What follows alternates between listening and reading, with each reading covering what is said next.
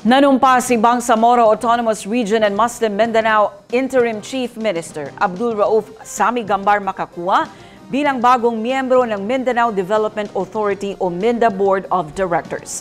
Ang News Now sa report.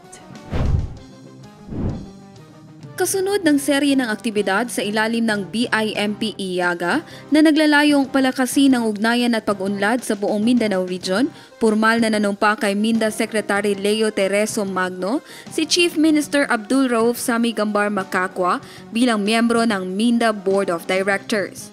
Ang pagkakatalaga kay CM Makakua ay nagpapalakas sa aktibong partisipasyon ng Bangsamoro Government sa paghubog ng regional at interregional development agenda para sa Mindanao.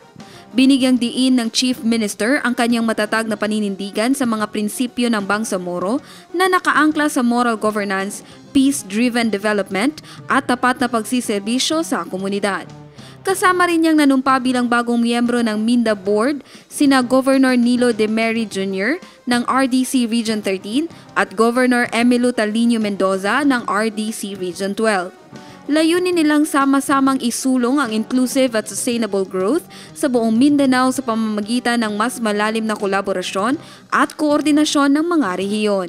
Jen Garcia, iMinds, Philippines.